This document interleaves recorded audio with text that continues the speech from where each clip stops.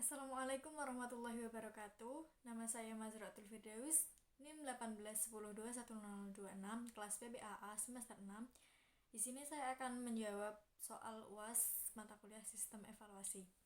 Soal yang pertama, evaluasi adalah suatu proses yang sistematis dalam mengumpulkan dan menganalisis data-data untuk mengukur dan menilai pencapaian hasil belajar peserta didik.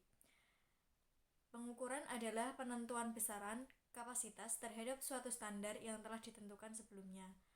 Sedangkan tes adalah pemberian tugas berbentuk pertanyaan atau perintah yang harus dikerjakan peserta didik. Soal yang kedua, persamaan antara pendekatan pragmatik dan komunikatif, yaitu sama-sama memberi penekanan kemampuan peserta didik agar berkomunikasi menggunakan bahasa dalam situasi tertentu. Adapun perbedaannya, pendekatan pragmatik lebih ditekankan pada kemampuan memahami teks, tidak hanya dalam linguistik saja, melainkan juga kemampuan memahami unsur-unsur di luar linguistik. Sedangkan pendekatan komunikatif tidak hanya menekankan unsur-unsur di luar linguistik saja, tetapi juga cakupannya lebih luas dan lebih lengkap karena titik tolaknya adalah komunikasi sebagai fungsi utama bahasa. Soal yang ketiga, penilaian acuan norma atau PAN adalah penilaian yang dilakukan dengan mengacu pada suatu norma kelompok. Penilaian yang dilakukan guna mengetahui posisi kemampuan seseorang dengan dibandingkan teman sekelompok atau sekelasnya. Acuan norma biasanya digunakan untuk seleksi. Yang selanjutnya, penilaian acuan kriteria atau PAK adalah penilaian yang dilakukan dengan mengacu pada kriteria yang sudah ditentukan.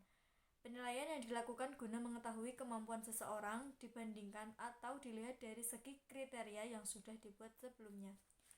Kemudian soal yang keempat,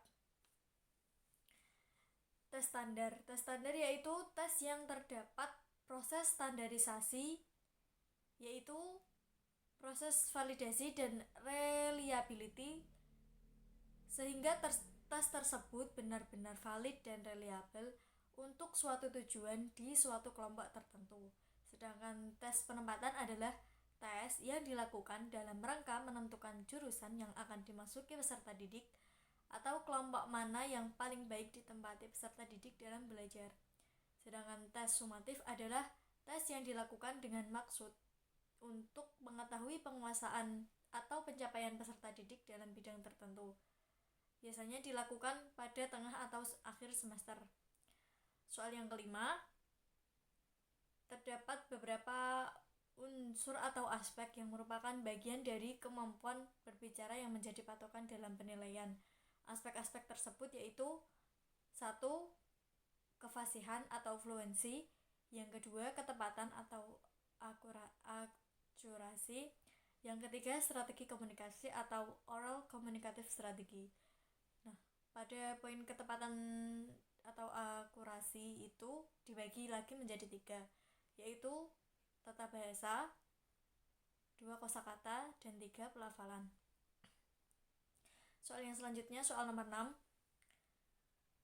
Titik berat tes berbicara adalah kemampuan mengungkapkan pikiran secara lisan dengan memperhatikan aspek kebahasaan dan penyampaian isi serta makna dari pesan. Bentuk tesnya: 1. Memberikan informasi, 2. Mengungkapkan pendapat, 3. Menarasikan cerita bergambar, 4. Menceritakan kembali sebuah teks, 5. Menceritakan peristiwa atau pengalaman, 6. Percakapan berpasangan, 7. Berbicara bebas sesuai dengan tema yang tertentu, 8. Pidato. Soal yang ketujuh, titik berat pada tes menulis yaitu kemampuan mengungkapkan pikiran secara tertulis. Bentuk tes tertulis yaitu 1. Menulis huruf, 2. Menyalin, 3. Mengurutkan kata acak menjadi kalimat, 4. Mengurutkan kalimat acak menjadi paragraf, 5. Menyusun kalimat berdasarkan gambar, 6. Menyusun paragraf berdasarkan pertanyaan, 7. Membuat kalimat dari mufrodat, 8. Mendeskripsikan gambar, 9. Menyesuaikan bentuk kata dalam dalam kalimat. Dan yang ke-10 menulis bebas.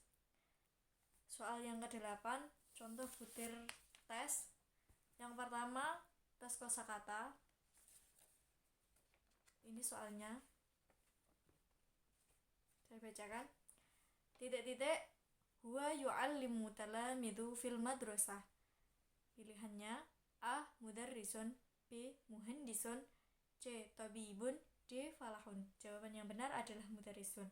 Mudarrisun huwa yu'allimu talamid fil madrasah. Itu adalah bentuk soal menyebutkan kata yang sesuai penjelasan. Kemudian contoh butir tes tata bahasa menyusun kalimat tak beraturan. Contoh soalnya seperti ini. Saya bacakan. Ratib al-kalimat al-atiyah litakunu jumlatan mufidatan. Kata yang pertama al-faslu, kata yang kedua al-mudarrisu, kata yang ketiga at-tulabu, kata yang keempat yadkhulu, kata yang kelima yu'allimu. Diurutkan menjadi kalimat yang benar. Sekian dari saya, terima kasih. Assalamualaikum warahmatullahi wabarakatuh.